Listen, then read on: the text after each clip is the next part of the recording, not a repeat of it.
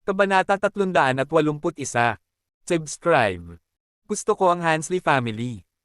Habang ang isla ay nasa ganap na kaguluhan, dinala ni Kevin si Cecilia sa isang kalapit na bundok. Sa ibabaw ng bundok, maulap at maulap ng ambon. Mula sa tuktok ng bundok, maaaring malabo na matano ng isa ang buong isla.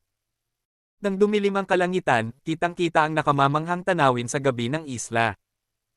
Casual na nagsindi ng sigarilyo si Kevin habang nakaupo siya sa isang bato habang nakalawit ang mga paa sa hangin. Siya ay lubos na nag-e-enjoy sa tanawin. Gayunpaman, nakatayo sa likuran niya, si Cecilia ay hindi gaanong komportable. Nakakamatay na mapatla ang mukha niya habang takot na nakatingin sa lalaki. Bagamat walang ginawa sa kanya si Kevin, hindi napigilan ni Cecilia ang nangingibabaw na takot sa kanyang puso. Pinapabayaan mo lang ako. Hindi ka ba nag-aalala na tatakbo ako? Nakatalikod si Kevin kay Cecilia, hindi man lang nag-abalang bantayan siya. Hindi man lang niya ito ginapos para higpitin ang kanyang mga galaw. Para bang wala siyang pakialam kung makatakas siya. Ano ang dapat ipag-alala? Tagot ni Kevin na hindi man lang lumilingon.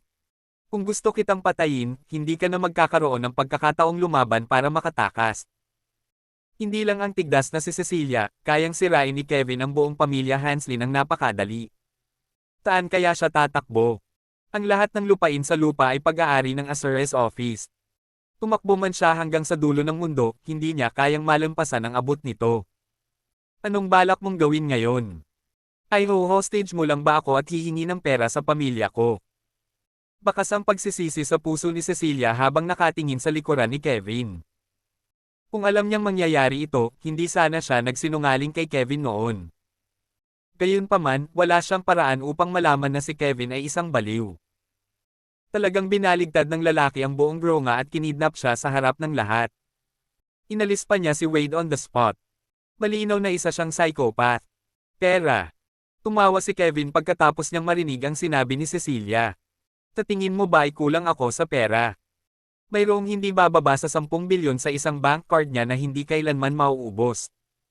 Hindi banggitin, kinuha niya ang ilang maimpluwensyang pamilya sa Jazza at Yaleview. Si Kevin ay may hindi bababa sa ilang daang bilyong halaga sa mga asset lamang. Ang ilang bilyon ay parang mani sa kanya. Kung gayon, ano ang gusto mo? Kinakabahang tanong ni Cecilia. Tinabi ko na kanina na hindi ganoon kadaling kunin ang mga gamit ko. Ang aking mga utang ay hindi rin madaling nabayaran. Inihagis ni Kevin ang upos ng sigarilyo sa kanyang kamay, saka tumingin kay Cecilia. Sa sandaling nagpasya kang bumalik sa iyong salita, ito ay naging isang bagay na hindi maaaring ayusin sa pera. So, anong gagawin mo? Napakagatlabi si Cecilia. Simple lang. You and your Hansley family have to pay the right price to make it up to me, malamig na sabi ni Kevin. Kevin, huwag masyadong lumayo. Lalong nabalisa si Cecilia habang nakikinig kay Kevin. Huwag kalimutan, ito si Gronga. Inilayo mo ako sa harap ng napakaraming tao at pinatay mo pa si Wade Larson. Sa palagay mo ba ay madali kang pakakawala ng pamilya Larson? Sa tingin mo ba ay ganoon kadaling pabayaan ka ng Department of Criminal Investigation ng Gronga? Masyadong malayo. Malamig na tumawa si Kevin nang marinig ang munting pananalita ni Cecilia. Kung hindi dahil sa akin, malamang na nakahiga pa rin ang lolo mo sa kanyang kama sa ospital, humihinga ng kanyang mga huling hininga, at handang umalis anumang minuto. At ikaw, Ms. Cecilia, malamang na iiwanan ka pa rin ng mga kapatid mo at hindi man lang maging bahagi ng core ng pamilya Hansley. Napabuntong hininga si Kevin at nagpatuloy, sa ngayon, gumaling na ang sakit ng lolo mo, at matagumpay na napalitan ng tatay mo ang pamilya Hansley. At ikaw, Cecilia, ay naging mainit na paksa ng Gronga. Ngayon, sinasabi mo na masyadong malayo ang dinadala ko. Noon, pinilit ba kitang bilhin sa akin ang Phantom Grass? Ikaw. Gustong pabulaanan ni Cecilia, ngunit hindi niya mahanap ang mga salitang sasabihin. Tama si Kevin.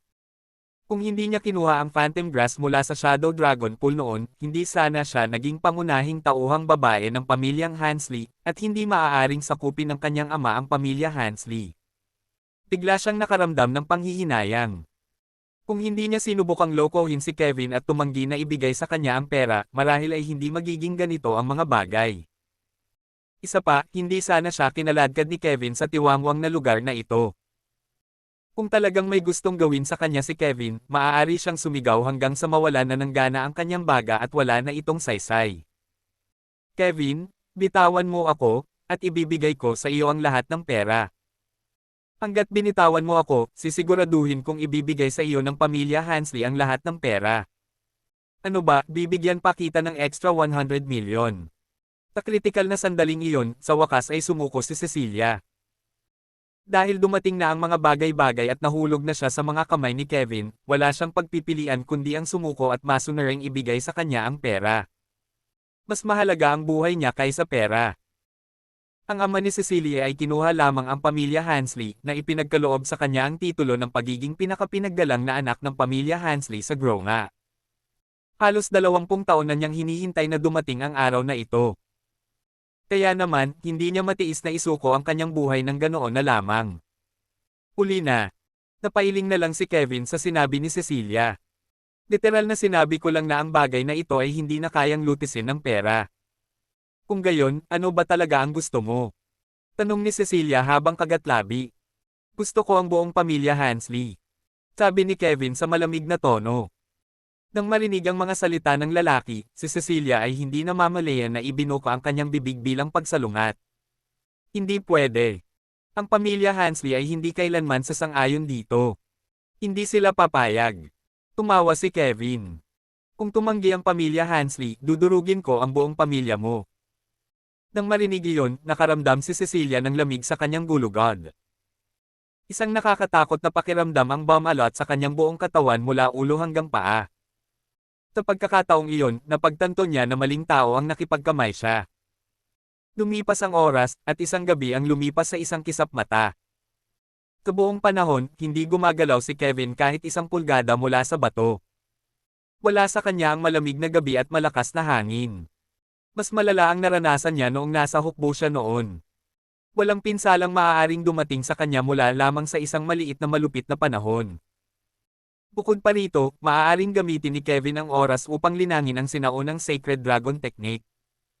Sa kasamaang palad, si Cecilia ay hindi kasing tigas niya. Isa lang siyang normal na tao.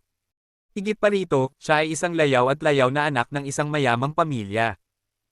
Isang gabi ng malamig na panahon, halos gawing blok ng yelo si Cecilia. Ang pinakamasamang bahagi ay noong ang araw ay nagsisimula ng sumilip sa mga ulap.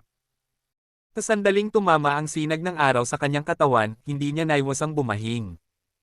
Nilalamig si Cecilia. Halos lagnat pa siya dahil sa malamig na panahon. Kevin, hanggang kailan mo ako balak itago dito? Humuso si Cecilia. Napakalamig niya na ang kanyang mga mata ay namumula at ang kanyang mukha ay namumutla. Bukod sa kanyang mahinang anyo, si Cecilia ay mukhang lubhang nakakaawa. Nakakadurog ng puso ang makita. Kabanata 382. Subscribe. Masyado kang nagsasalita ng kalokohan. Ito ay isang kahihiyan na si Kevin ay hindi kailanman nagpakita ng habag sa iba. Si Cecilia ay walang pagbubukod doon. Lahat ng pinagdadaanan niya ay siya mismo ang nagdala. Siya ay humingi nito. Hanggang sa dumating ang Department of Criminal Investigation para kunin ka. Tinapunan ni Kevin ng malamig na tingin si Cecilia at nagtanong, hindi ba iyon ang hinihintay mo? Napakagatlabi si Cecilia at walang sinabi. Tama si Kevin. Naghihintay nga siya sa Department of Criminal Investigation. Iyon ay dahil ang Department of Criminal Investigation ng Grona ang kanyang huling saving grace. Gayunpaman, sa pagtingin sa walang malasakit na saloobin ni Kevin, si Cecilia ay biglang nakaramdam ng hindi katiyakan. Hindi niya maintindihan kung saan nakuha ng lalaking ito ang kanyang tiwala sa sarili, ngunit hindi man lang siya naabala ng kinikilalang makapangyarihang katawan na iyon. Maging ang mga teroristang organisasyon ay mahuhulog sa harap ng Department of Criminal Investigation, lalo pa si Kevin na isang tao lang. Huwag kang mag-alala. Dapat nandito na sila agad. Habang sinasabi iyon, nagsindi ng sigarilyo si Kevin at tumayo mula sa inuupuan niyang bato. Nang umalis siya sa tirahan ni Hansley, wala siyang balak magtago. Kung hindi siya mahanap ng Department of Criminal Investigation sa magdamag, wala silang silbi. Sa kasong iyon, dapat silang tumigil sa pag-iral. Gaya ng inaasahan, hindi siya pinabayaan ng Department of Criminal Investigation. Nang malapit na sa dulo ang kanyang sigarilyo, isang malakas na bugzo ng hangin ang biglang humampa sa kalangitan. Hindi nagtagal, nakita ang isang police helicopter na umaakyat sa langit. Ang napakalaking propeller nito ay lumikha ng napakalaking uno sa tuktok ng bundok. Sa ilalim ng umaalulong na hangin, ang mahinang si Cecilia ay halos tanggayan. Whoosh! Bumukas ang mga pintuan ng helicopter, at lumabas ang 5 o 6 na espesyal na pulis na nilagyan ng mga baril. Itinaas nila ang kanilang mga sandata at itinutok mismo kay Kevin. Kasabay ng pagbukas ng mga pinto ay isang malakas na dagindong ng mga makina ang narinig. Maraming mga sasakyan sa labas ng kalsada ng pulisya ang umarangkada patungo sa tuktok ng bundok. Bumukas ang mga pinto ng sasakyan. Mas maraming espesyal na pulis ang lumabas at itinutok ang kanilang mga baril kay Kevin. Sa kriminal sa tuktok ng bundok, ihulog mo ang iyong mga sandata at itaas ang iyong 2 kamay. Napapaligiran ka. Sabay-sabay na isinigaw ang pangungusap mula sa magkabilang panig sa lupa at sa himpapawid. Gayunpaman, nang marinig niya ang utos ng mga pulis, hindi lang sila nilinga ni Kevin, walang pakialam siyang sumagot, kriminal. Sino ang nagbigay sa inyo ng mga bola para tawagin akong kriminal? Magsisinungaling. Hindi ito isang bagay na maaaring panghimasukan ng Department of Criminal Investigation. Ano ang sinabi niya? Bumagsak ang mga mukha ng lahat ng espesyal na pulis nang marinig nila ang kanyang mga salita. Hindi ito isang bagay na maaaring panghimasukan ng Department of Criminal Investigation. Walang anumang bagay sa buong Gronga na hindi maaaring panghimasukan ng Department of Criminal Investigation. Mula sa mas malalaking problema tulad ng mga aktibidad ng terorista hanggang sa mga maliliit na paglabag tulad ng pagnanakaw, lahat ito ay nasa ilalim ng jurisdiction ng Department of Criminal Investigation. Pero, sinasabi ni Kevin na wala silang karapatang makialam. Sino siya sa tingin niya? Ano ang sinabi mo? Nagsalita ang isa sa mga pinuno ng Special Police ng Department of Criminal Investigation. He scoffed and said, hindi ito isang bagay na maaaring panghimasukan ng Department of Criminal Investigation. Sino ka sa tingin mo? Sa tingin mo ba ay VIP ka ng Gronga, o ikaw si Nelson Carter, ang Commander-in-Chief ng Gronga Special Force? Dalawa lang ang tao sa buong Gronga na hindi mahawakan ng Department of Criminal Investigation. Ang una ay ang Executive Commander ng Gronga, si George Langdon. Ang isa pa ay si Nelson Carter, ang Commander-in-Chief ng Gronga Special Force. Si Kevin ay hindi isa sa mga taong ito. Siya ay karaniwang walang tao sa kanila. Kung sino man sila, wala rin silang karapatang makialam sa mga gawain ko, ang sabi ng mahinahong si Kevin. Sa sandaling bumagsak ang kanyang mga salita, isa lang ang pumasok sa isip ng mga espesyal na pulis. Baliw ang lalaking ito. Isang ganap na baliw. Iyon lang ang lohikal na paliwanag kung bakit niya kikidnapin si Cecilia sa harap ng napakaraming nagbabantay na mga mata, at kung paano niya mailalabas ang pangalawang anak ng pamilya Larson, si Wade. Nang marinig ni Cecilia ang sinabi ni Kevin, hindi niya maiwasang mapatingin sa kanya nang hindi makapaniwala. Saan niya nakuha ang tiwala niya? Talagang minamaliit niya ang Department of Criminal Investigation. Naisip ba niya na ang espesyal na pulis ng Department of Criminal Investigation ay kapareho ng hindi gaanong mahalagang hukbo ng Gypsdale? Naisip ba niya na sa isang baril lang, mapupunas niya silang lahat ng walang natira? Kung talagang maglakas loob siyang makipagbarilan sa espesyal na pulis, hinding-hindi makakaalis si Kevin sa Gronga. Hindi man lang siya makakababa ng bundok. Tumigil ka na sa pagsasalita ng kalokohan. Bibigyan kita ng 3 minuto para ibaba ang iyong mga armas at itaas ang iyong mga kamay. Kung hindi mo gagawin ito sa loob ng 3 minuto, hindi na tayo magiging magalang. Sa sinabi nito, pinitik ng ulo ng espesyal na pulis ang kanyang kamay, at narinig ang tunog ng mga bala na kargado. Iklik, iklik. Hindi mabilang na mga pulis ang nagkarga ng kanilang mga baril. Higit pa rito, ang mga sandata na nakatutok kay Kevin ay hindi kailanman binitawan. Mukhang hindi niyo pa rin naiintindihan ang sinasabi ko. Biglang naging malamig at matalim ang tingin ni Kevin habang pinagmamasdan ang mukha ng lahat ng taong naruroon. Lahat tama. Bibigyan din kita ng 3 minuto para mag-buzz off at mawala sa paningin ko. Kung hindi mo gagawin, hindi maganda ang katapusan nito. Ito ay isang banta, isang tahasang pagbabanta. Talagang binyantaan niya ang Department of Criminal Investigation. Nang marinig ito ng pinuno ng espesyal na pulis, naging malungkot ang kanyang ekspresyon. Dahil gusto mong maging ganito, huwag mo akong sisihin sa pagiging hindi mabait. Pagkatapos ay sumigaw siya, sunog. Pagkahulog na ng utos ay kumilos na ang lalaki. Hindi mabilang na mga gintong bala ang nagpaputok sa direksyon ni Kevin. Sabay silang nagpaputok, umiling si Kevin sa kanyang palso at agad na lumitaw ang isang itim na baril sa kanyang kamay. Mabilis na iniwasan ni Kevin ang mga putok na nakatutok sa kanya habang hinihila ng kanyang daliri ang gatilyo. Bang! Diretso ang tama ng bala sa kanang hita ng ulo ng Special Police. Kasunod nito, naglunsad ng panibagong pag-atake si Kevin. Sa pagkakataong ito, tumama ito sa helicopter sa kalangitan. Ang pangalawang putok na ito ay eksaktong tumama sa tangke ng gasolina ng helicopter. Sa isang iglap, nagsimulang tumulo ang gasolina mula sa helicopter. Nang makita iyon, ang mga espesyal na pulis na sakay ng sasakyang panghimpapawid ay nagpakita ng takot. Walang sabi-sabi, lahat sila ay tumalon pababa ng helicopter nang walang pag-aalinlangan.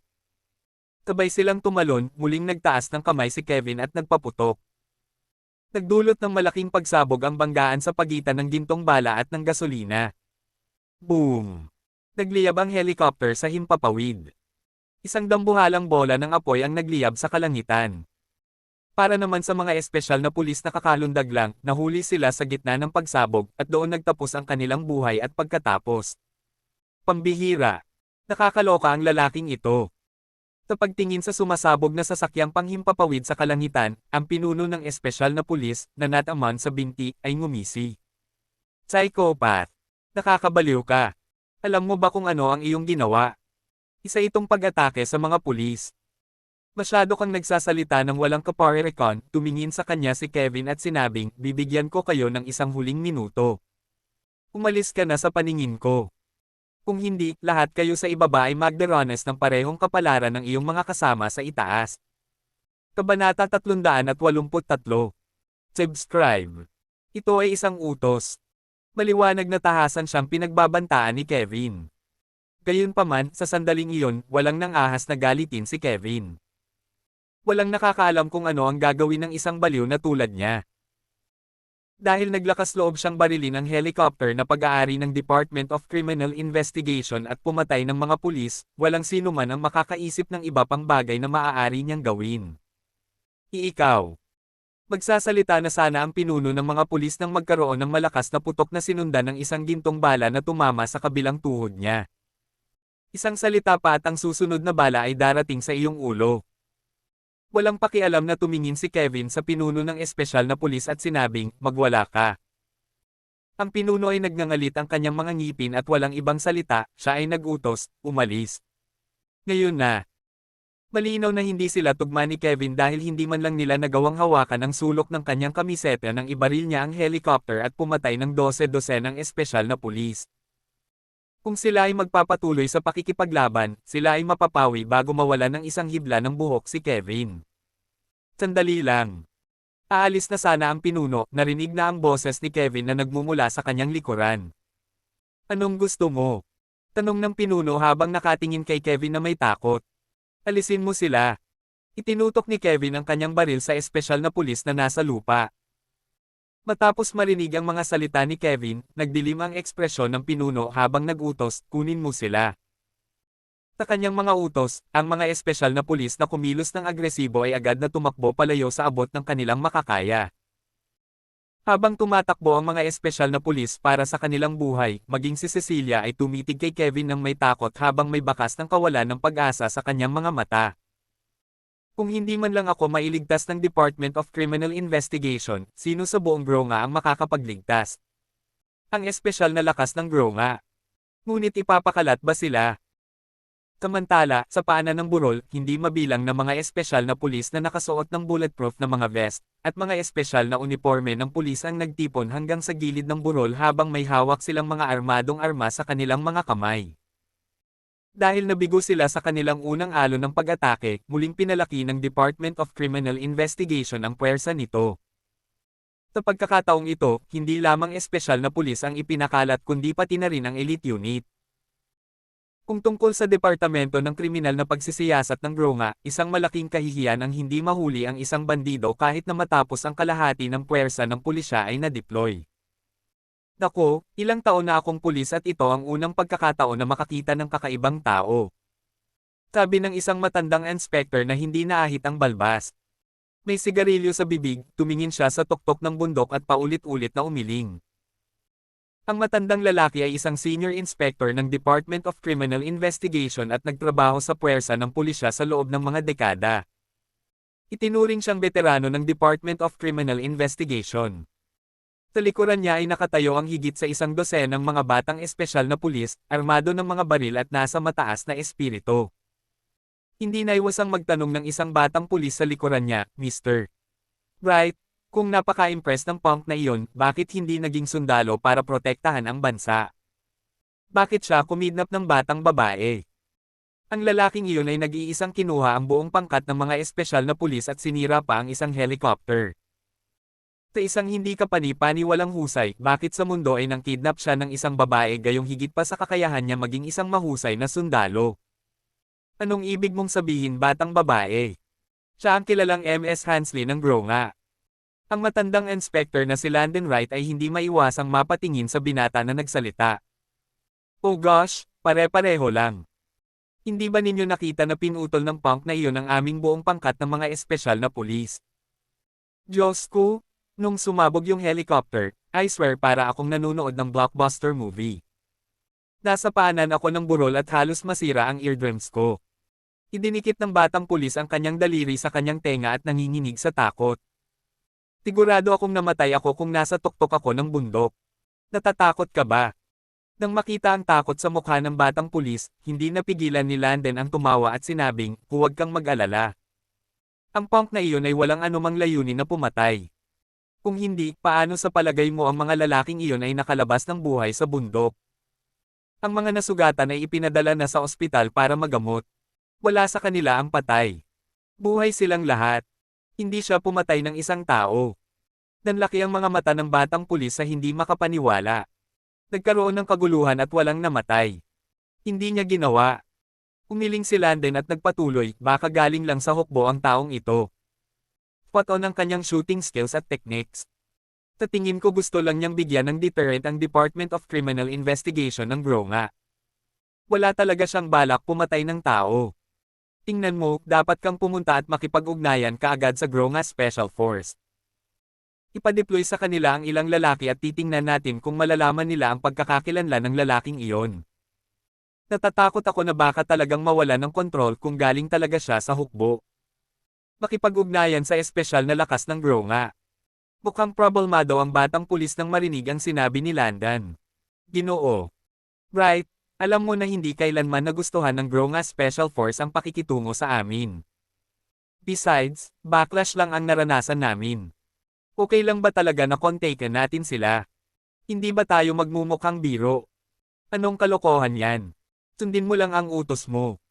Itinaas ni Landon ang kanyang paa at sinipa sa puwitan ng batang pulis. So what kung magmukha tayong joke? Ilang buhay pa ba ang kailangan nating isakripisyo bago ka bumuti? Oo, Mr. Wright. Kokentaken ko sila kaagad. Nang marinig ang mga salita ni Landon, agad na kinuha ng batang pulis ang kanyang telepono at tinawagan ng Gronga Special Force. Gayunpaman, sa sandaling iyon, isang maikling buhok na babaeng pulis, si Erica Sutton, na nakasuot ng itim na matibay na damit ay lumapit kay Landon kasama ng ilan pang mga tao. Ginoo. Right, mangyaring alisin ang pagbara. Kailangan kong magdala ng ilang tao sa bundok. Sino sila? Lumingon si Landon at napatingin sa mga tao sa likod ni Erica. May dalawang lalaki at isang babae sa likod niya. Ang dalawang lalaking nakasuot ng kulay abo ay mukhang matanda na. Malamang nasa 60s o 70s sila. Ang babae naman ay di hamak na mas bata na parang nasa 30s na.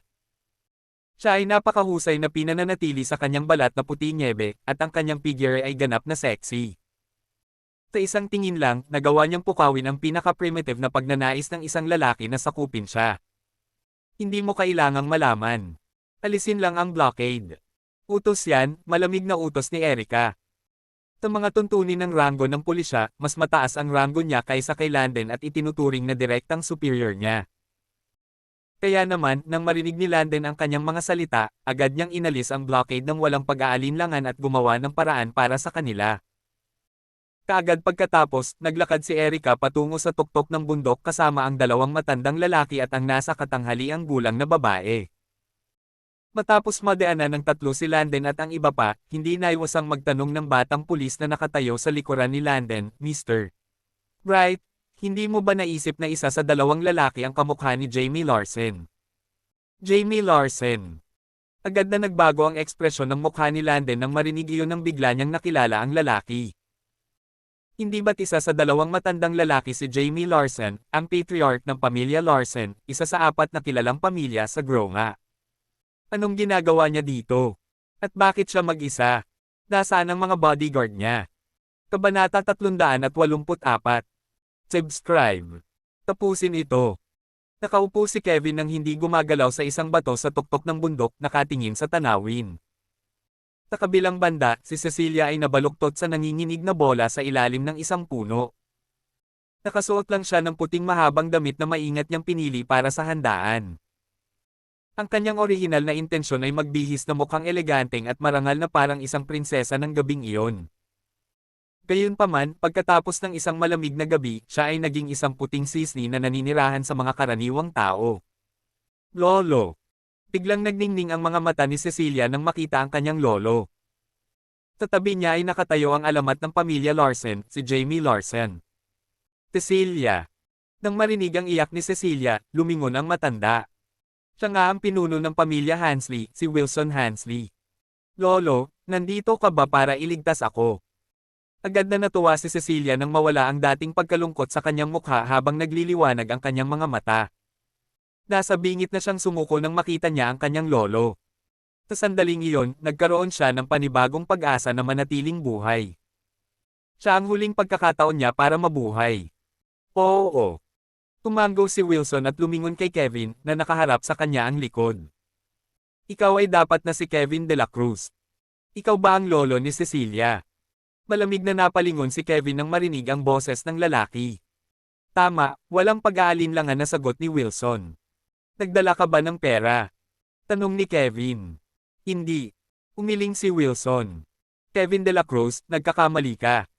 Hindi ako pumunta dito para bigyan ka ng pera kapalit ni Cecilia. Ha? Ayaw mo bang iligtas ang apo mo? Tumingin si Kevin kay Wilson na walang bahid ng emosyon. Mukhang hindi siya nasaktan sa sagot ni Wilson. Siyempre, gusto ko siyang iligtas, pero hindi kita bibigyan ng kahit isang sentimo. Napakunot ng noo si Wilson. Lolo. Namula ang mukha ni Cecilia nang marinig ang sinabi ng lolo. Nagsimulang tumusok ang kanyang anit. Hindi niya inaasahan na ganito ang ibibigay ng kanyang lolo sa mga oras na ito. Dahil sa ginawa niyang iyon ay nagtaka siya kung handa na ba siyang iwanan siya.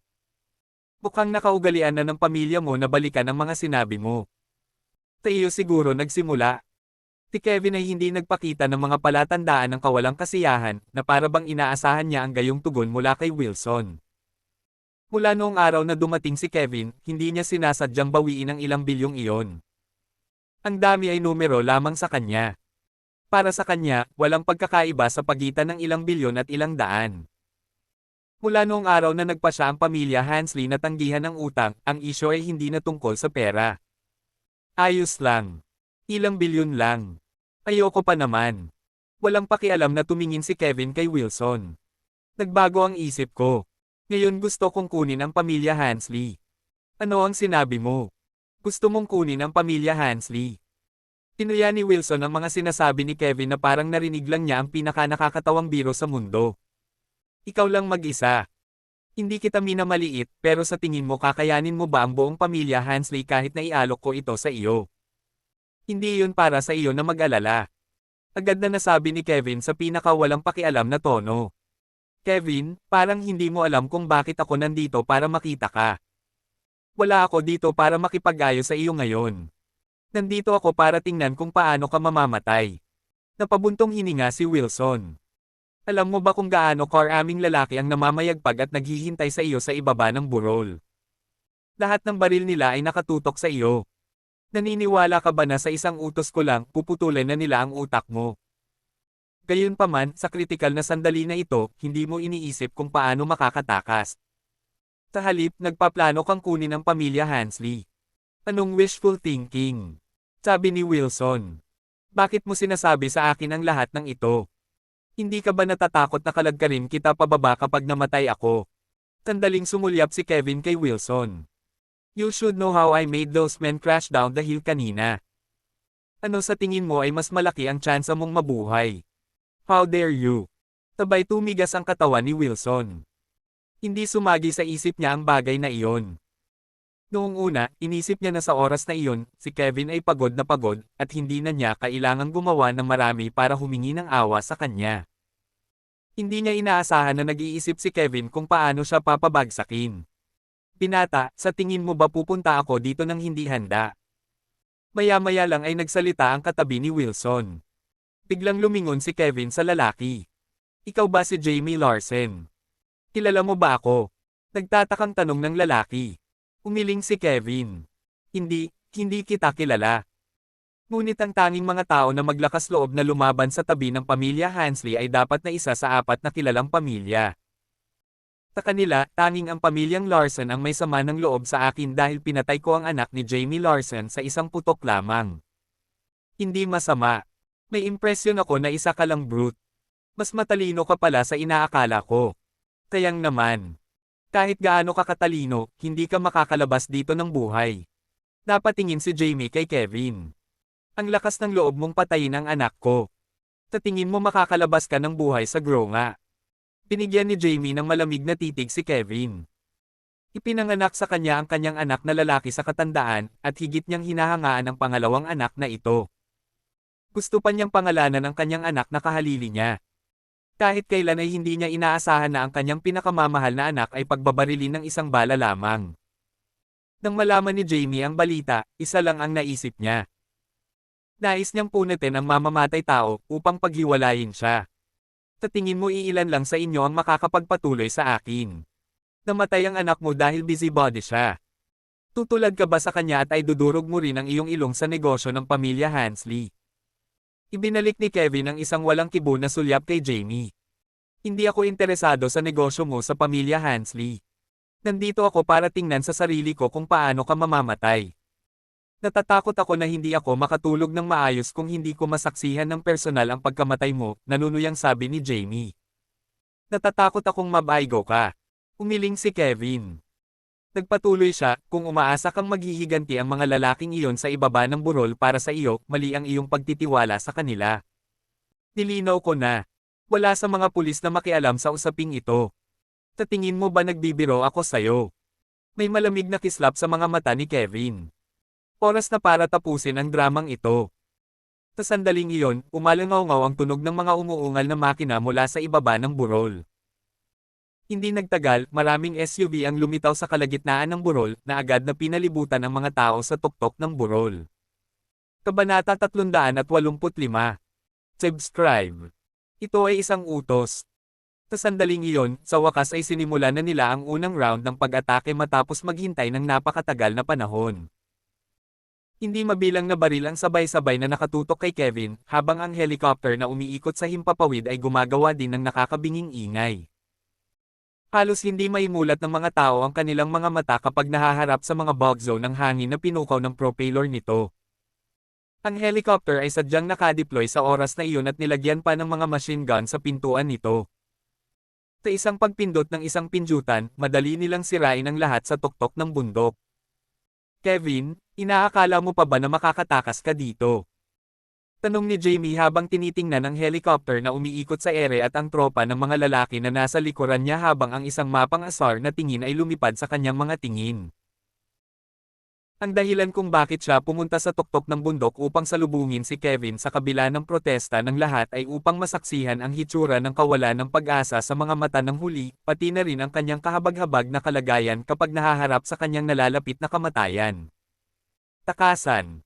Bakit kailangan kong gawin iyan? Ngumiti si Kevin ng walang pakialam sa napipintong banta sa harap niya. Kevin, wala talaga akong ideya kung ano ang nagbigay sa iyo ng kumpiyansa para magyabang ng walang kahihiyan habang nasa harapan ng maraming tao. Baka nag-aakala ka na nawala sa kanila ang maglalakas loob na barilin ka. Namula ang mukha ni Jamie nang marinig niya ang sinabi ni Kevin. Siyempre, hindi nila ako babarilan. Maaari mong tanungin kung si George Langdon ay magbibigay ng ganoong utos kung siya ay naruroon, pabayaan ang mga taong ito, kalmadong pahayag ni Kevin. George Langdon. Nang marinig iyon, hindi na napigilan ni Jamie na mapangiti. Ngayon nakita ko na, Kevin. Ikaw ay, sa lahat ng mga account, isang baliw. George Langdon. Sa tingin mo, may karapatan ka bang makilala siya? Kahit ano.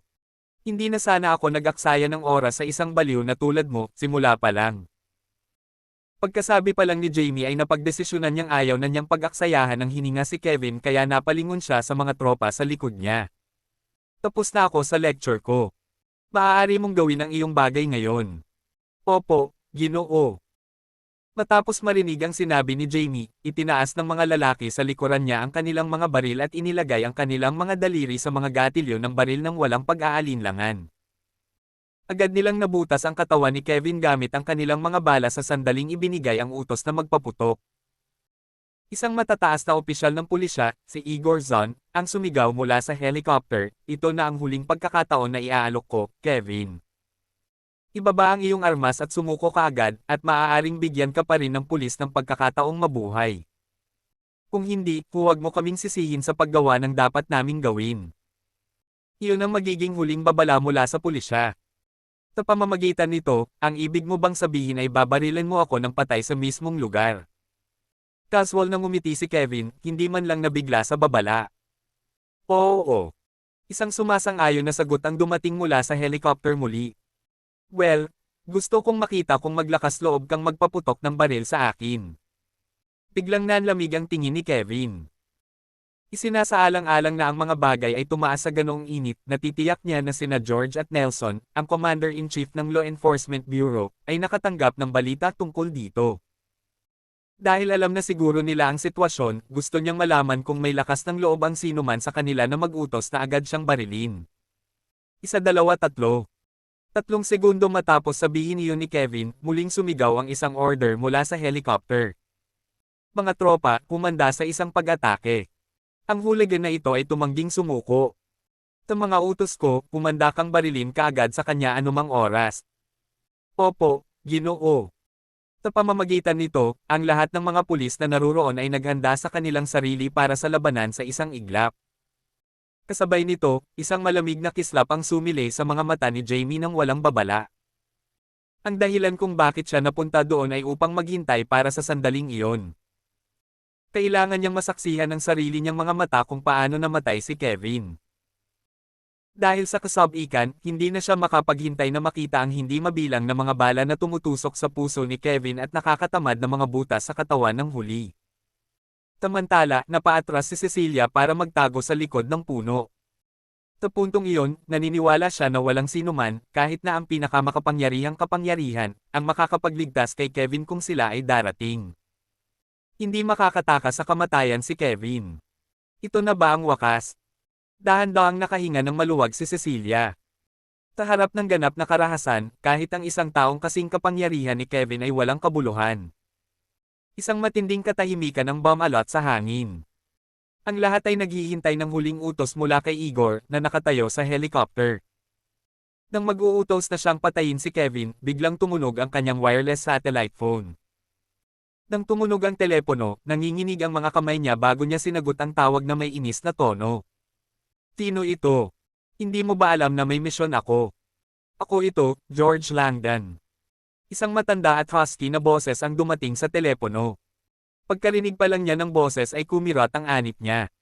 George Langdon. What the hell? Sa sandaling narinig niyang ibinalita ng tumatawag ang kanyang pangalan, binago niya ang kanyang tono bago mabilis na tumugon, Commander Langdon. Makinig kang mabuti at huwag mo akong tanungin ng dahilan. Kailangan kong umalis ka kaagad sa lugar. Sabihin sa iyong mga tropa na umatras. Wala kang pahintulot na makialam sa negosyo ni Mr. De La Cruz. Masyadong mahigpit ang boses ni George at medyo pasaway pa. Nang marinig ni Igor ang utos ni George, nagbago ang kanyang ekspresyon. Ano? Pero, walang magtatanong. Ito ay isang utos. Hindi man lang siya binigyan ni George ng pagkakataong magsalita. Bawiin mo agad ang tropa. Hindi ka pinapayagang maglunsad ng anumang paraan ng pag-atake kay Mr. De La Cruz. Mula ngayon, wala nang makikialam sa negosyo ni Mr. De La Cruz. Kabanata 386. Subscribe. Nagpapakita ang gobernador. Maliwanag na alam niya ang mga kahihinatnan. Bilang isang senior inspector, malinaw na alam niya kung ano ang ibig sabihin ng pagsuway sa utos ng kanyang superior. Ang isang magaang parusa ay isang pagwawakas ng kanyang tungkulin, ngunit ang isang mabigat na parusa ay mangangailangan sa kanya na pasanin ang kriminal na pananagutan. Sa ibabaw ng burol, nagkaroon ng sandaling katahimikan. Maraming mga espesyal na pulis ang may mga arma sa kanilang mga kamay. Matyaga silang naghihintay sa utos ng kanilang superior. Gayunpaman, lumipas ang oras, at mahigit 10 segundo ang lumipas. Ilang sandali pa ay hindi pa rin sila nakakatanggap ng utos na mag-shoot. Ano ang nangyayari? Kaagad, hindi maiwasan ng lahat na tumingin sa helicopter na umaaligid sa himpapawid. Nang ang atensyon ng lahat ay nasa sasakyang panghimpapawid, isang tao sa loob nito ang nag-utos na umatras. Atensyon, lahat ng miyembro ng police force. Itago ang iyong mga baril at bumalik kaagad. Ano? Nang marinig ng mga pulis ang mga salitang bumabalik, nagulat sila. Tinong mag-aakalang makakatanggap sila ng retreat order pagkatapos ng mahabang paghihintay. Hindi napigilan ng isa sa mga espesyal na pulis na magtanong, bakit? Walang dahilan para dito. Ito ay isang utos. Ang matataas na opisyal ng pulisya, si Igor, ay sumigaw mula sa helicopter, lahat, umatras sa loob ng 1 minuto. Gawin na ngayon. Roger yan. Sa kanyang utos, gaano man ayaw ng mga espesyal na pulis, dapat nilang sundin ito. Agad nilang ibinaba ang mga baril at umatras. Pagkatapos ng lahat, sa puwersa ng pulisya, ang isang utos ay higit sa lahat. Bukod dito, ang tungkulin ng espesyal na pulis ay sundin ang lahat ng mga tagubilin. Kahit na ito ay isang buhay at kamatayan na sitwasyon, hanggat ang kanilang superior ay nag-utos, kailangan nilang sundin ito. Noong panahong iyon, bagamat gusto ng pulis na sibakin at ibalik ang dignidad ng departamento ng pulisya, kailangan nilang umatras dahil sa utos. Punong Zon. Habang umaatras ang grupo ng mga espesyal na pulis, hindi na napigilan ni Jamie, na nakatayo sa tuktok ng burol, ang kanyang madilim na ekspresyon. Chief Zon? Anong ibig sabihin nito? Hahabulin mo ba ang mga lalaki mo ng ganito? Ano ito? Kailangan ko bang i-report sa iyo kung paano gumagana ang pulis? Galit na tanong ng galit na si Igor matapos marinig ang sinabi ni Jamie. It is apparent that you don't need to report what the police are doing to me. Ngunit iminumungkahi kung bigyan mo ako ng paliwanag sa iyong desisyon. Kung hindi, sasabihin ko kay Gobernador Langdon ang lahat ng ginawa ninyo. Pinipigilan ni Jamie ang kanyang galit at nagpatuloy, na curious ako kung makakagawa lang ng aksyon ang puwersa ng pulisya nang walang pahintulot ni Gobernador Langdon. Sa sandaling iyon, galit na galit si Jamie. Handa na akong masaksihan ang pagkamatay ni Kevin. Paano atres ang puwersa ng pulisya ng ganoon lang? Ako ang patriarch ng pamilya Larsen. Ano ang kinukuha nila sa akin? Unggoy ba ako sa kanila? Nako, hindi mo kailangang ipaalam kay Gobernador Langdon ang tungkol sa sitwasyon. Siya ang taong nagbigay ng retreat order. Sa sinabi nito, ngumisi si Igor at sumigaw, umalis. Sa sinabi nito, lahat ng espesyal na pulis na nakapaligid sa tuktok ng burol ay nawala sa isang iglap. Sa isang kisap mata, tanging sina Kevin, Jamie, Wilson, at Cecilia ang nasa tuktok ng burol. Pagkaalis ng pulis, hindi makapaniwalang tumayo si Jamie. Imposible yan. Paano ito naging posible? Bakit inutusan sila ni George na umatras? Hanggang noon, hindi maintindihan ni Jamie kung bakit biglang utusan ni George ang mga pulis na tumalikod. Hindi ba isang bandido lang si Kevin? Walang paraan na may koneksyon siya kay George. Hindi lang si Jamie ang nabigla. Namilog ang mga talukap ni Wilson habang ang kanyang mga mata ay puno rin ng hindi makapaniwala. Hindi niya akalain na utusan ni George ang espesyal na pulis na umatras ng paputukan na nila si Kevin. Ano ba ang nangyayari? Ginoo. Larsen, anong nangyayari? Nakatitig sa tulalang ekspresyon ni Jamie, hindi naiwasang magtanong ni Wilson, bakit hindi mo tawagan si George? Dahil si Jamie ay isang makapangyarihang tao sa Gronga, kailangan lang niyang tumawag sa telepono para makontak si George. Maaaring hindi makatanggap ng tawag si George mula sa ibang tao, ngunit tiyak na papayagan niya ang tawag ni Jamie. Pagkatapos ng lahat, ang pamilya Larsen ang pinuno ng apat na kilalang pamilya sa Gronga. Para naman kay Jamie, siya ang pinakamayamang tao sa Gronga. Gayunpaman, nang matapos ni Wilson ang kanyang pangungusap at bago magkaroon ng pagkakataon si Jamie na magsalita, sumagot si Kevin, hindi mo kailangang gawin ito. Dapat ay dumating na siya kaagad. Ano ang ibig niyang sabihin na malapit na siyang makarating dito? Bakas ng pagkagulat ang sumilay sa mga mata ni Wilson matapos marinig ang sinabi ni Kevin. Samantala, biglang bumagsak ang ekspresyon ni Jamie. Sa sandaling iyon, naisip ni Jamie ang isang bagay na tila imposible. Hindi kaya maimpluwensyang si Kevin at napakataas ng posisyon kaya natatakot si George na masaktan siya at gusto siyang makita ng personal. Ngunit paano ito magiging totoo? Iilan lang ang mga tao sa mundong ito na hindi pinangahas ni George na masaktan at magsisikap na lumapit ng personal para batiin sila. Tatsaniya, naiisip ko lang ang ilang nakakatakot na tao mula sa Azores office. Si Kevin ba ay miyembro ng Azores office? Hindi pwede. Nang lumitaw sa isipan ni Jamie ang kaisipang iyon, hindi niya napigil ang umiling ng husto. Hindi pwede. Ang ilang nakakatakot na tao sa Azores office ay lubhang maimpluwensyahan. Ang bawat isa sa kanila ay nagpoprotekta sa iba't ibang bahagi ng bansa. Bukod dyan, milyon-milyong sundalo ang nasa ilalim ng kanilang pamumuno. Kahit na ang pinakamaimpluwensyang tao sa Gronga, ang Commander-in-Chief ng Gronga Special Force, si Nelson Carter, ay sidekick lamang sa harap nila. Hindi man lang kwalipikado si Nelson na magkaroon ng pantay na katayuan bilang mga tao sa Azores office. Paano magkakaroon ng kinalaman ng gayong nakakatakot na presensya sa pamilya Hansley? Bakit nila aagawin ang anak ng pamilya Hansley?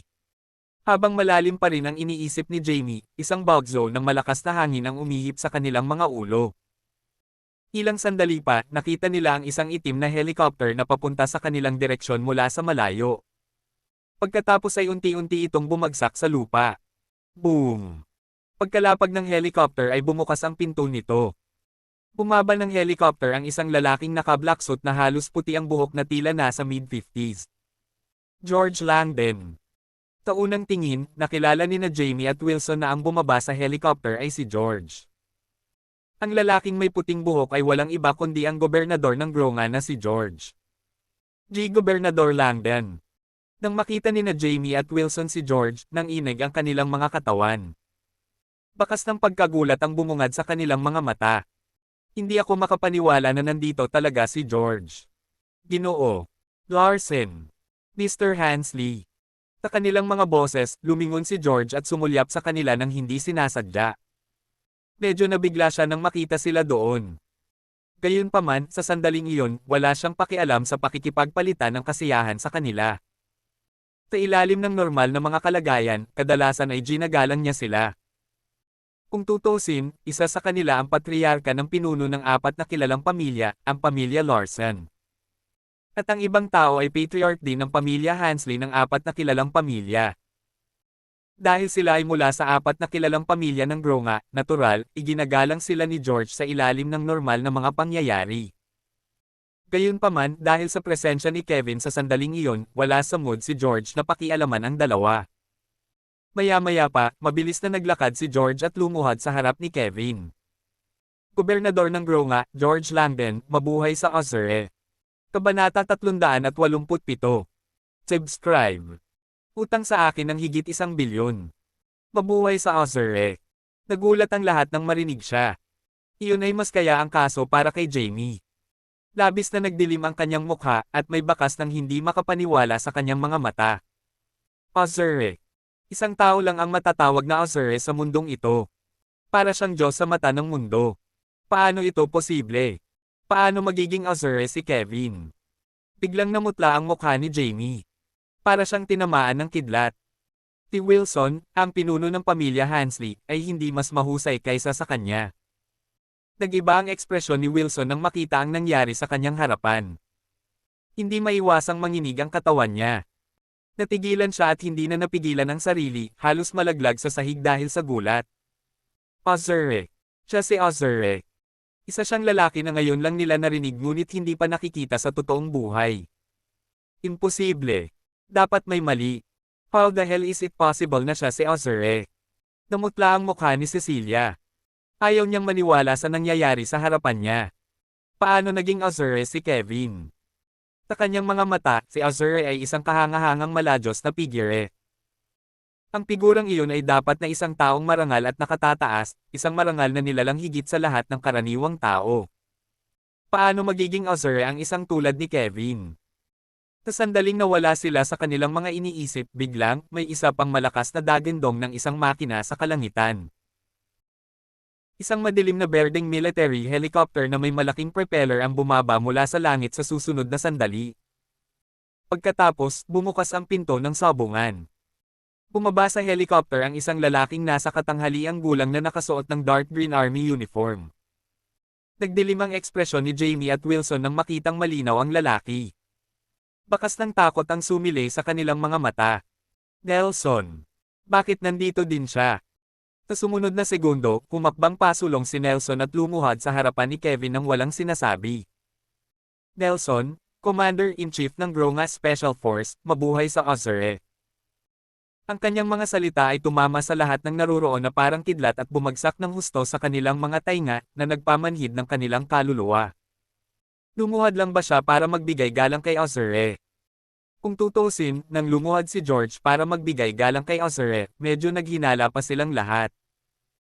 Gayunpaman, nang si Nelson, na namamahala sa daan-daang libong sundalo sa Gronga, ay lumuhad at nagbigay galang kay Azure sa harap din nila, wala na silang dahilan upang pagdudahan ang pagkakakilanlan ni Kevin.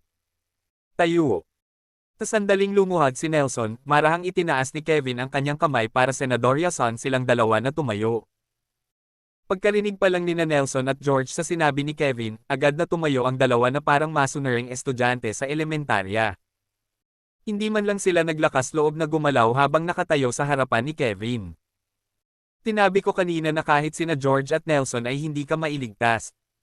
Naniniwala ka na ba ngayon? Tumulyap si Kevin kina Wilson at Jamie na walang pakialam. Sa sandaling sulyapan sila ni Kevin, hindi napigilan ng dalawa ang kilig. Para silang tinitingnan ng Grim Reaper. Malamig na pawis ang tumutulo sa kanilang likuran. Oo. Naniniwala na kami ngayon. Parang papel ang mukha ni Jamie. Tagot niya sa nanginginig na boses, at nauutal siya sa takot. Bilang pinuno ng pamilya Larsen, sanay siyang makakita ng mga big shot at madaling makipag-chat sa kanila. Gayunpaman, hindi niya maiwasang makaramdam ng takot sa harap ni Kevin. Marami na siyang narinig tungkol kay Azure. Sa katunayan, ito ay hindi isang pagmamalabas kapag sinabi ng mga tao na ang isa ay hindi makakaligtas kung nais ni Azure na isa ang patay. Kahit ang Diyos ay bumaba mula sa langit, hindi niya mailigtas ang tao. Kumusta naman kayo?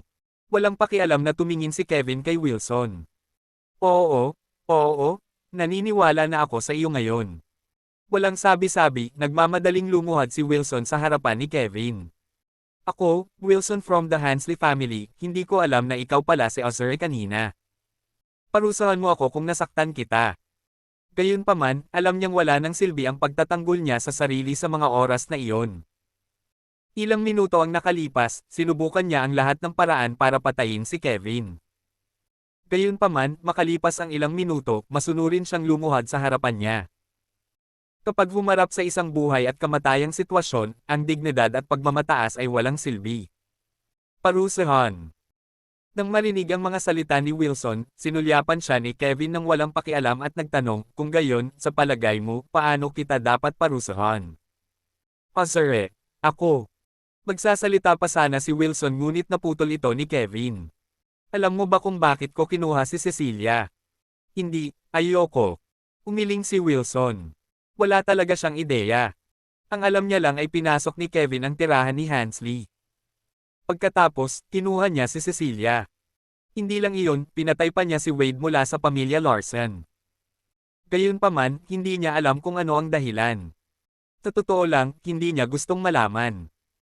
Ano man ang dahilan, ang isang naglakas loob na kunin si Cecilia sa harap ng napakaraming tao ay sinisiraan ang pamilya Hansley sa kanilang mga mukha. Kaya naman, bilang kapalit, dapat napatay na si Kevin anuman ang mangyari. Tinabi ko kanina na may utang sa akin ang pamilya Hansley. Nanginginig na sinulyapan ni Kevin si Cecilia na nagtatago sa likod ng puno. Hindi ba sinabi sa iyo ni Cecilia kung paano gumaling ang iyong sakit nang siya ay bumalik? Ang sakit ko. Si Wilson ay parang nalilito. Parang wala siyang sinabi sa iyo. Marahang umiling si Kevin. Bumili siya sa akin ng Phantom Grass. Ang isa ay nagkakahalaga ng 100 milyon. Pinili niya ang 15 sa mga ito. Kaya, higit sa 1 bilyon ang utang niya sa akin ngayon. Ano? Nang marinig iyon, natigilan si Wilson. Biglang umusbong ang galit mula sa kaibuturan ng kanyang puso. Pinandilatan niya si Cecilia at nagtanong, Cecilia, totoo ba ang sinabi ni Ozure? Oo, tama siya. Ibinaba ni Cecilia ang kanyang ulo at sumagot. Bakit hindi mo sinabi sa akin? Malungkot na parang putik ang mukha ni Wilson. Gayunpaman, binigyan niya ng matalim na titig si Cecilia. Tasampalin sana niya si Cecilia kung wala si Kevin. Gayunpaman, hindi siya nang ahas na gumalaw kahit 1 pulgada. Paano magiging ganito ang mga bagay kung malulutas lang natin ito sa pamamagitan ng pagbabayad ng pera? Natakot si Wilson na hindi sila pakakawalan ni Kevin kahit na ihandog niya sa kanya ang buong pamilya Hansley. Nilagay talaga ng lokong apo na ito sa panganib ang buong pamilya Hansley. I didn't dare to tell you. Kinagat ni Cecilia ang kanyang labi at ibinaba ang kanyang ulo. Isa lamang siyang illegitimate na anak ng pamilya Hansley. Walang papansin sa kanya kung hindi niya pagalingin si Wilson. Hindi niya kayang bayaran ang 100 milyon, lalo pa ang mahigit 1 bilyon. Kaya naman, walang silbi para sabihin niya kay Wilson. Alam na alam niya ang ugali ni Wilson. Kahit na sabihin ko sa kanya, hindi man lang niya bibigyan si Kevin ng kahit 1 sentimos. Kabanata 388. Subscribe. Huwag saktan ng Ozure. Agad na nagdilim sa galit ang mukha ni Wilson nang marinig ang mga salitang iyon. Hindi ka naglakas loob. Mayroon bang kahit ano na hindi mo pinangarap gawin? Ikaw na rebelding brat. Ikaw ang dahilan ng pagkasira ng pamilya Hansley. Pulang-pula ang mukha niya sa galit. Gayunpaman, hindi na mapakali si Kevin na harapin ang kanyang kalokohan. Nabigyan ko na ng pagkakataon ng pamilya Hansley. Tayang naman at hindi mo ito pinapahalagahan. Dahil ayaw mong ibigay ang dapat bayaran, ako na mismo ang kukuha nito. Sa sandaling matapos niya ang kanyang pangungusap, malamig niyang tiningnan si Wilson at sinabing, mula ngayon, mawawala na ang pamilya Hansley sa Gronga. Ang lahat ng iyong kapalaran ay magiging akin. Matatanggap mo ba iyon? Siyempre. Pagbigyan ko. Napaluhod si Wilson kasabay ng pagkulog. Lumuhad siya sa harapan ni Kevin, hindi naglakas loob na magsalita. Wala na siyang ibang magawa. Sa isang simpleng utos, mapapapantayan ni Kevin ang buong tirahan ni Hansley. Maaaring eye level ng 8 koponan ng Ozure Guards ang buong Chania, hindi banggitin ng isang maliit na pamilyang Hansley. Noong araw na iyon, kinuha sa akin ni Cecilia ang Phantom Grass para pahabain ang iyong buhay. Gayunpaman, nakipagsabuatan ka sa pamilya Larsen para patayin ako ngayon. Mata sa mata, ngipin sa ngipin. Kukunin ko ang buhay mo ngayon. Matatanggap mo ba iyon? Biglang nanlamig ang mga mata ni Kevin. Noong araw na iyon, nakipaglaban siya sa isang mercenaryong puwersa ng 200 mandirigma lamang upang iligtas si Cecilia at ang iba pa. Pagkatapos, dinala niya siya at ang iba pa sa Shadow Dragon Pool. Iyon ay kung paano niya nakuha ang Phantom Grass mula sa kanya. Gayunpaman, ayaw magbayad ng pamilya Hansley pagkatapos nilang kunin ang Phantom Grass. Nakipagsanib puwersa pa sila sa pamilya Larsen para subukang patayin siya. Tatingin ba nila pushover ako? Binigyan niya si Wilson ng ultimatum. Sa isang pitik ng pulso ni Kevin, isang itim na baril ang lumitaw sa kanyang kamay. Tapos, ginalaw niya ang daliri niya. Dinig na dinig ang tunog ng paghila ng gatilyo. Bam! Isang gintong bala ang tumagos sa ulo ni Wilson. Ang iyong buhay ay palaging akin. Babawi lang ako ngayong araw. Sa sandaling iyon, bumagsak si Wilson sa lupa nang may malakas na kalabog bago pa man siya makapagsalita ng kahit ano para ipaliwanag ang kanyang sarili. Namuo ang putik ng dugo sa paligid niya. Nanlaki ang mata niya. Hindi niya maipikit ang kanyang mga mata kahit namatay na siya. Lolo! Nang makita iyon ni Cecilia, agad na namutla ang mukha niya sa takot. Nanginginig ang buong katawan niya.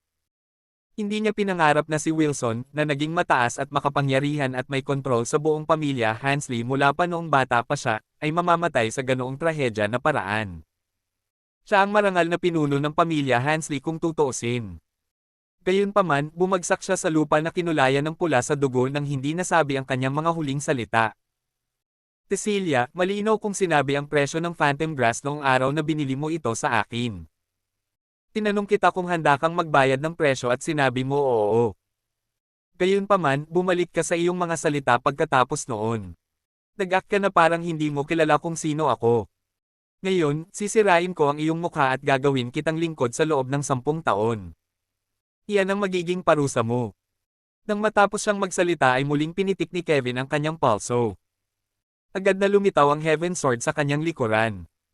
Pagkatapos, ibinaba niya ang espada gamit ang kanyang kanang kamay at inihagis ito pasulong. Bakat sa dulo ng talon ang magandang side profile ni Cecilia. Napasigaw siya habang ang kanyang maselang mukha ay may galos na may dugong sugat. Gayunpaman, hindi nang ahas si Cecilia na ipahayag ang kanyang hinaing. Kung tutuusin, niloko niya muna si Kevin. Tinubukan niyang kunin ang Phantom Grass mula sa kanya ng libre. Kaya naman, alam niya na maswerte siya na pinili ni Kevin na sugat lang siya at hindi patayin siya sa lugar.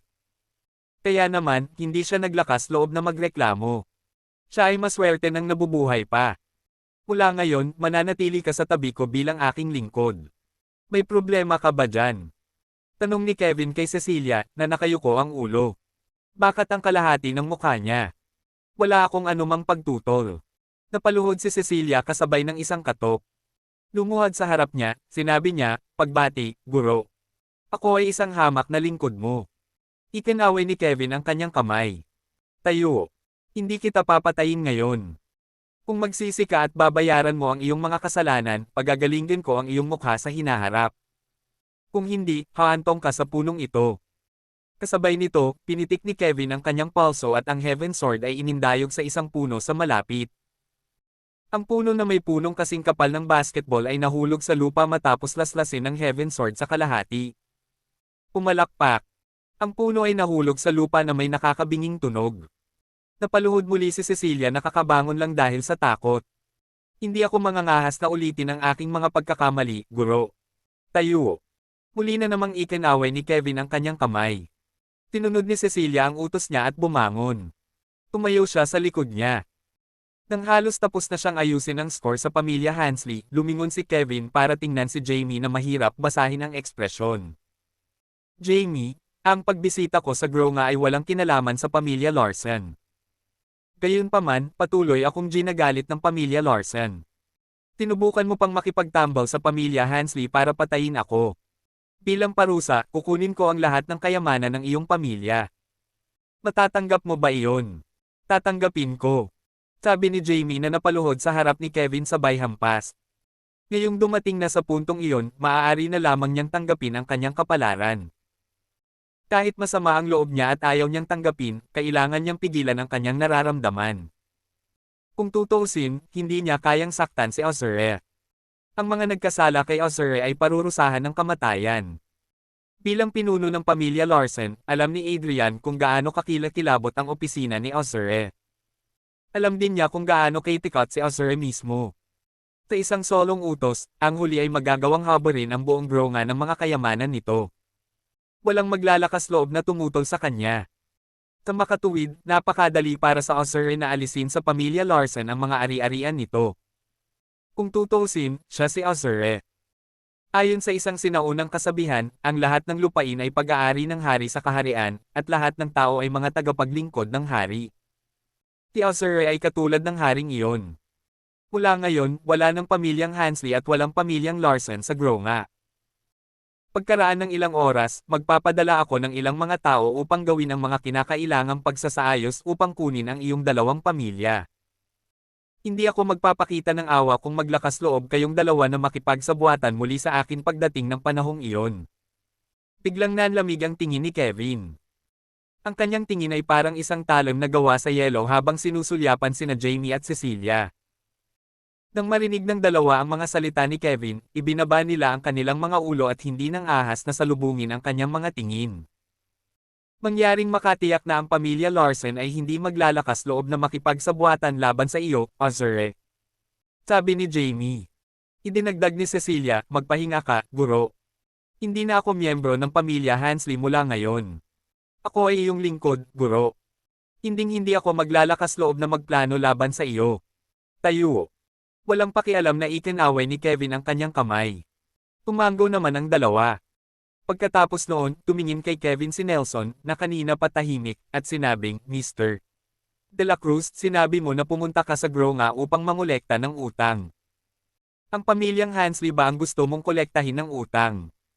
Hindi alam ni Nelson kung sino ang hinahanap ni Kevin nang unang dumating ang huli sa Gronga. Ang alam niya lang ay naghahanap ang huli na mangolekta ng utang. Sa sandaling iyon, napagtanto niya na naroon si Kevin upang kunin ang kanyang utang mula lamang sa pamilya Hansley. Kung alam niya ng mas maaga, nag-alok siya na ayusin ang isyo para kay Kevin. Hindi kailangang personal na gawin ito ni Kevin. Pagkatapos ng lahat, ang pamilya Hansley ay isang maliit na pamilya na walang gaanong impluwensya. Kung nais ni Kevin na sirain ang pamilya, maaari niyang patayin silang lahat sa loob ng wala pang isang oras. Tama iyan. Gayunpaman, hindi ako nagpunta rito para lamang sa kadahilanang ito, casual na sagot ni Kevin sabay tango. Ang ilang daang milyon ay hindi katumbas ng kanyang oras upang maglakbay mula Yellview hanggang Gronga. Para sa iba, ang halagang iyon ay napakalaking kapalaran na hindi man lang nila pinangarap. Gayunpaman, ang halaga ay isang numero lamang sa kanya. Nakarating siya ng ganito kalayo hindi dahil sa ganitong halaga ng pera. Ito ay dahil sa Hunters Guild na may kinalaman sa pagkamatay ng kanyang ama. Kabanata 389. Subscribe. Alam mo ang tungkol sa Hunters Guild. Kumusta ang investigasyon sa Hunters Guild? Tanong ni Kevin na malamig na nakatingin kay Nelson. Commander, wala pa kaming nahanap hanggang ngayon, sagot ni Nelson habang iniiwasang makipag-eye contact kay Kevin. Nakakatawa para sa pinakamataas na commander ng Gronga na hindi kumuha ng anumang impormasyon tungkol sa isang organisasyon na hindi gaanong mahalaga gaya ng Hunters Guild. Paano pa siya nagkaroon ng lakas ng loob na ipagpatuloy ang pagtatrabaho para sa akin? Hilin din mo si George na magsagawa ng investigasyon sa iyo, kung gayon. Tumangala si Kevin kay George at idinagdag, gaano karami ang alam mo tungkol sa Hunters Guild? Hunters Guild. Nang marinig ang pangalang ito, bakas sa mukha ni Nelson ang pagkalito. Aniya, medyo narinig ko na. Ito ay isang mababang organisasyon mula sa labas ng isla. Ang Gronga ay naiiba sa mainland. May mga dayuhang pamumuhunan gayon din ang mga hindi lehitimong organisasyon mula sa ibang bansa. Sa kabila ng pagiging komplikadong kapaligiran, ang mga malilim na organisasyong ito ay hindi nakabuo. Ito ay dahil sa mahigpit na pangangasiwa ng Gronga Police Force at Special Forces. Sa sandaling may nakita silang mali, aalisin nila ito. O sir, sinusubukan mo bang alisin ang mga ito? Tanong ni George. Hindi ako nagmamadali, sagot ni Kevin, umiling-iling. Kung gusto niyang puksain ng Hunters Guild, hindi siya kailangang magpakita ng personal. Sa isang simpleng utos, mamumuno si Hades sa hukbo at papawiin ang buong organisasyon sa loob ng wala pang 3 araw. Ang lahat ng miyembro ay mamamatay ng walang pagbubukod. Gayunpaman, ang gustong gawin ni Kevin ay hindi sirain ang Hunters Guild. Sa halip, gusto niyang malaman ang maalamat na sikreto bukod pa sa kung sino ang pumatay sa kanyang mga magulang at kung sino ang nag-utos na gawin iyon. Hindi mahalaga kung ang tao ay nasa Gronga o sa ibang bansa, hanggat nalaman niya kung sino ang nag-utos, sisiguraduhin niyang babayaran ng tao ang pinakamataas na presyo. Kailangan mo lang tingnan kung sino ang pinuno ng Hunters Guild at kung saan nagtatago ang mga miyembro. Huwag kalimutang imbestigahan din ang sinumang nagbibigay sa kanila ng suportang pinansyal. Ipaubaya mo na lang sa akin ang iba, sabi ni Kevin. With that, subconsciously niyang nilingan si Jamie. Nang bumagsak ang matinding titig ni Kevin kay Jamie, naramdaman ng huli na nanghina ang mga tuhod niya sa isang iglap. Lumuhad siya sa lupa at nagmamadaling umiling habang nagpapaliwanag, "O sir, walang kinalaman ng Hunters Guild sa pamilya ko. Gayun din, hindi pa kami nagbigay ng suportang pinansyal sa anumang dayuhang organisasyon." Ang Larsens ang naging pinakakilalang pamilya sa Gronga na may sariling lakas at kakayahan. Hindi nila ito ginawa sa pamamagitan ng pagiging opportunistiko, ni hindi nila ginamit ang mga pandaraya na pamamaraan. Alam na alam ni Jamie ang dahilan kung bakit matatagalan ang kanyang pamilya sa Gronga sa loob ng ilang dekada. Kung maglakas loob siyang ipagkanulo ang isla, aalisin agad ng opisina ng gobernador ang kanyang pamilya. Tiyak na hindi biro iyon. Hindi mo kailangang kabahan ng husto. Hindi ikaw ang tinutukoy ko. Sa isang malamig na sulyap kay Jamie, nagpatuloy si Kevin, bukod dito, kung magagamit mo ang iyong mga personal na mapagkukunan, tulungan akong magsagawa ng masusing pagsisiyasat sa Hunters Guild, at makuha ang impormasyong gusto ko. Susuklian ko ang pabor. Sa oras na iyon, maaari ko ring ibalik ang lahat sa ilalim ng pangalan ng pamilya Larsen sa iyo. Talaga. Lumiwanag kaagad ang mukha ni Jamie nang marinig niyang nagkaroon siya ng pagkakataong maibalik ang kanyang mga ari-arian. Hindi niya akalain na bibigyan siya ni Kevin ng ganoong pagkakataon. Noong una, naisip ni Jamie na tiyak na mamamatay siya sa pagkakataong ito. Gayunpaman, sa kanyang sorpresa, hindi lamang ang kanyang buhay ay naligtas, ngunit binigyan pa siya ni Kevin ng pagkakataong makuha ang mga ari-arian ng kanyang pamilya. Kailanman ay hindi ako nagsinungaling sa sinuman sa aking buhay, ang sabi ni Kevin nang walang katotohanan. Bukod dito, sa tingin mo ba ay sapat kang kwalipikado para magsinungaling ako sa iyo? Sir, hindi ka dapat mag-alala. I'll do my best to investigate Hunters Guild, sabi ni Jamie habang nakayuko kay Kevin. At saka, mas mabuting manahimik ka na lang sa pagkuha ko ng mga ari-arian ng pamilya mo. Dapat malaman ng publiko na pagmamayari mo pa rin sila. Gayunpaman, mayroon ka lamang 1% ng mga pagbabahagi. Kung gagawin mo ng maayos ang trabaho mo, unti-unti kong ibabalik ang share sa iyo. Nang walang emosyon sa kanyang mukha, sinabi ni Kevin, wala talaga akong interes sa mga Larsen. Ang dahilan kung bakit ko inaalis ang mga ari-arian ng iyong pamilya ay gusto kong turuan ka ng isang maliit na leksyon. Naiintindihan mo ba? Oo. Bulalas ni Jamie habang tumango kaagad. Makakaalis na kayong lahat, sabi ni Kevin. Matapos asikasuhin ang bagay, kumaway siya sa mga ito, senyales na umalis na sila. Dinala niya doon si Cecilia noong araw na iyon dahil gusto niyang ayusin ang problema ng pamilya Hansley. Ngayong naresolba na ang issue, oras na para umalis siya. Oo, sir. Nang matanggap ang utos ni Kevin, agad na umalis ang lahat. Sa sumunod na sandali, si Kevin at Cecilia na lamang ang naiwan sa tuktok ng burol. Halatang nandoon din ang bangkay ni Wilson. Bakit hindi ka umaalis? Mataray na tanong ni Kevin nang makita si Cecilia na nakatayo pa rin sa tabi niya. Ako ang inyong lingkod. Kahit saan ka magpunta, susunod ako, sagot ni Cecilia. Noon, naayos na niya ang kanyang pag-iisip. Hindi na niya hinamak si Kevin. Sa halip, siya ay lubos na masaya. Ang pagiging ikatlong anak na babae ng pamilya Hansley ay walang halaga kumpara sa pagiging lingkod ni Ozure. Bagamat isa lamang siyang lingkod, hanggat nananatili siya sa tabi ni Kevin, maging si George, ang gobernador ng Gronga, ay kailangang pretuhin siya ng may paggalang. Ang tanging dahilan ay siya ay alipin ni Kevin. Kung sino man ang nangahas na hindi gumalang sa kanya ay nangangahulugan na wala silang respeto kay Kevin. Kung gayon, sumunod ka sa akin, sabi ni Kevin. Sa pagbaril kay Cecilia ng isang tingin na walang pakialam, nagsimula siyang maglakad pababa ng burol. Samantala, sa paanan ng burol, hindi na mabilang na mga miyembro ng Police Tactical Unit ang umatras. Tanging mga bumpkins, pati na rin ang mga mamamayan na walang ideya kung ano ang nangyari sa tuktok ng burol, ay abala sa pagbubulungan sa kanilang mga sarili. Tinubukan nilang hulaan kung ano ang nangyari doon. Pagkababa ni na Kevin at Cecilia mula sa burol, isang mamamayan ang pumunta kaagad sa kanila at nagtanong, "Bata, ano nga ba ang nangyari sa itaas? Anong meron sa kaguluhan?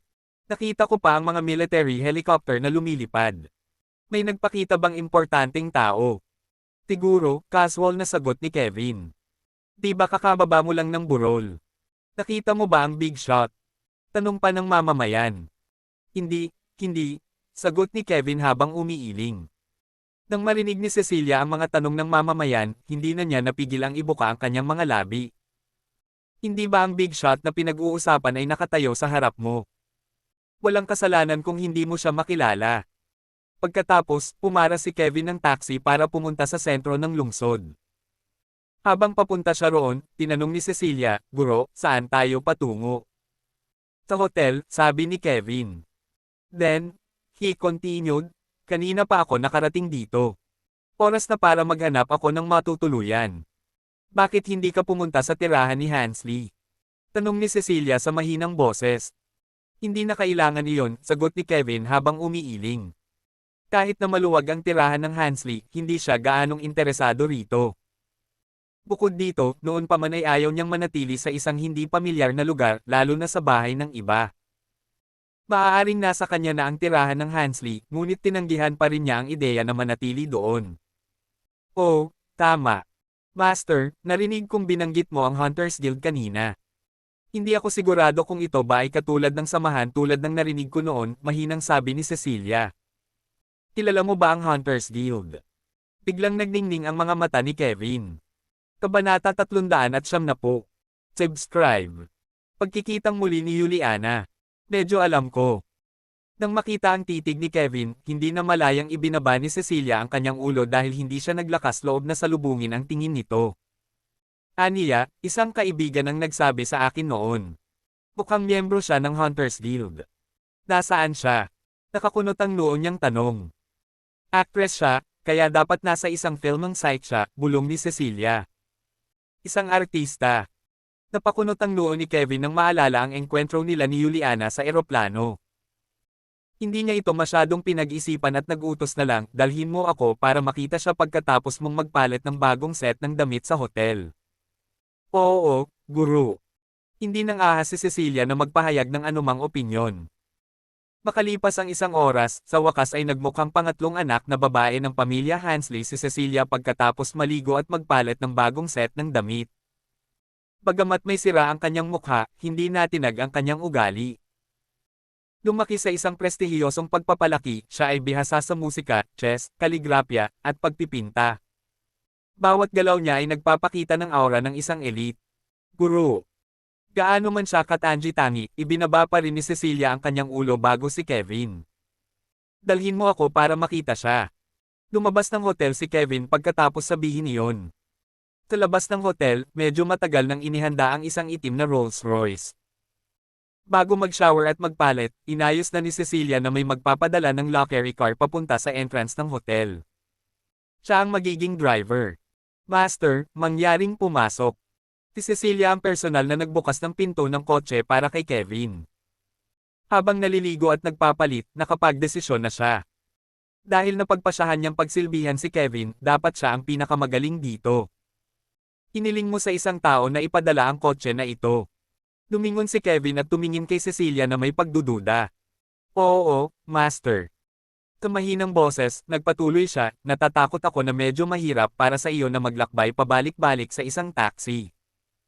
Bukod dito, hindi mo rin gusto ang mga estranghero, kaya nagpasya akong kumuha ng sarili naming sasakyan. Kung hindi mo gusto, kukuha ako ng isang tao upang itaboy ito. Hindi na kailangan. Kinawian ni Kevin ang kanyang kamay at sumakay sa kotse. Kung ikukumpara sa isang taxi, mas maganda ang karanasan ng pag-upo sa backseat ng isang Rolls Royce. Mas maluwag ito, at mas komportable ang mga upuan. Ang mabituing kalangitan na makikita mula sa pagtingala ay napakaganda rin. Lumipat ka sa ibang sasakyan pagbalik natin. This car attracts too much attention, casual na pahayag ni Kevin. Oo, Master. Mahusay na kinabit ni Cecilia ang kanyang seatbelt at tinapakan ang accelerator. Nakakuha na siya ng lisensya sa pagmamaneho maraming taon na ang nakalilipas, ngunit siya ang pangatlong anak na babae ng pamilya Hansley, kaya palagi siyang may tsuper. Kaya naman, hindi pa siya naging driver ng sinuman mula nang makuha niya ang kanyang lisensya sa pagmamaneho. Ang araw na iyon ang unang pagkakataon niya. Mas malala ang traffic ng Gronga kaysa sa Yaleview. Kalahating oras lang sana ang biyahe nila, pero mahigit 2 oras na silang naipit sa siksikan. Walang katapusang tunog ng busina sa daan. Napakunot ng noo si Cecilia dahil sa ingay. Guro, kailangan ko bang kumuha ng taong magpadala ng helicopter para sunduin kami? Maingat na inikot ni Cecilia ang ulo at tinanong si Kevin. Si Kevin, na nasa backseat, ay nakapikit kanina at nagpapahinga. Pagtanggi niya sa mahinahong boses, no need. Walang nagmamadali. Dahan-dahan sa pagmamaneho. Oo, Master. Nang marinig ang sinabi niya, nakahinga ng maluwag si Cecilia. Simula nang malaman niya ang identity ni Kevin, wala na siyang spoiled personality bilang ikatlong anak ng Hansley family. Patungo sa kanya, ang tanging mayroon siya ay takot. Takot na nakaukit sa kanyang mga buto. Gobernador ng Gronga. Ang pinakamataas na commander ng Gronga Special Force. E ano ngayon? Kailangan din nilang lumuhad kay Kevin. Matapos ang isa pang kalahating oras, sa wakas ay huminto ang sasakyan malapit sa Glacier Harbor. Dumidilim na ang langit pagkatapos nilang dumaan sa masikip na trapiko.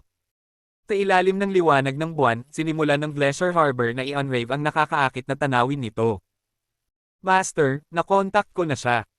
Nagpe-film pa siya, kaya malamang na magtatagal. Bakit hindi tayo maghintay sa isang kafe? Pinangunahan ni Cecilia si Kevin pagkababa nila ng sasakyan. Nagsuot siya ng maskara bago siya bumaba. Ang kanyang mukha ngayon ay magbibigay ng takot sa iba. Okay, tumango si Kevin at sumagot. Di nagtagal, sinundan niya si Cecilia sa isang kafe na tinatawag na Meeting You. Pakibigyan mo ako ng isang basong juice, utos ni Cecilia pagkaupo nila. Kung dati, tiyak na mag-o-order siya ng custom-made na cocktail, mag-imbite ng ilan sa kanyang pinakamatalik na kaibigan na magpalamig sa tabing dagat, at mag-enjoy sa night scenery ng Glacier Harbor ng magkasama. Nakakahiya na wala siyang lakas ng loob na uminom kahit isang patak ng alak kasama si Kevin sa tabi niya. Master, ano ang tungkol sa iyo? Tanong niya. Payak na tubig. Okay, Master. Si Cecilia ay parang isang maamo at masunuring kuting sa harap ni Kevin. Hindi siya naglakas loob na magsabi ng marami. Makalipas ang ilang minuto, isang basong juice at tubig ang nakahain. Tumingin sa malayo si Kevin pagkatapos casual na humigop ng tubig. Sa hindi kalayuan, tila may shooting ng pelikula ang isang film crew. Maraming tao ang nakapalibot sa lugar na iyon, at ang mga miyembro ng karamihan ay walang humpay na kumukuha ng litrato gamit ang kanilang mga telepono. Parang may sikat na celebrity sa paligid. Ang ilang mga tao mula sa mga tauhan ng pelikula ay may dalang mga kamera, ang ilan ay nagbubuhat ng mga reflector, at ang ilan ay humahadlang sa lugar upang palayasin ang mga tao. Juliana. Biglang nag-voice out si Cecilia na kanina patahimik. Juliana. Nang marinig ang pangalang iyon, hindi sinasadyang tumingin si Kevin. Sa mga tauhan ng pelikula, may isang mata ray na babae na may dalang payong habang nakasuot ng itim na gown. Sa kalagitnaan ng hangin, may gumagawa ng artificial na ulan. Di ba siya yung nakilala ko sa eroplano? Matapos tingnang mabuti, nagtanong si Kevin, kilala mo siya? Oo. Bahagyang tumango si Cecilia at sinabing, noong naiinip ako last time, nanunood ako ng mga palabas niya. Gayunpaman, mukhang hindi maganda ang lagay niya noon. Nabalitaan ko na pinagbawalan siya sa industriya ng dati niyang kumpanya. Ilang taon na siyang hindi nag-iinarte, bakit bigla siyang nasa grow nga? May balak ba siyang palagwin ang career niya dito? Hindi kaya niya. Mahinahong tanong ni Kevin. Bahagyang umiling si Cecilia at sumagot, hindi naman sa hindi niya kaya. Master, dapat mong malaman na ang industriya ng entertainment ay isang komplikadong kapaligiran na may iba't ibang uri ng mga tao dito. Walang sino man ang dalisay at inosente sa industriya ng entertainment ng Gronga, katulad ng mainland ng industriya ng entertainment. May posibilidad na mas malala ang entertainment industry ng Gronga. Bilang pangatlong anak na babae ng pamilya Hansley, marami siyang nakilalang artista nitong mga nakaraang taon. Kilala rin niya ang ilang kilalang direktor. Kaya naman, alam na alam niya ang mga implicit na panuntunang iyon sa entertainment industry. Sa industriya ng entertainment, palaging may isang ultimate rule. Hindi alintana kung ikaw ay nasa mainland o sa Gronga, kung gusto mong sumikat, kailangan mong magbayad ng isang presyo. Ang mga artista ay kailangang magbayad ng halagang ito sa kanilang mga katawan.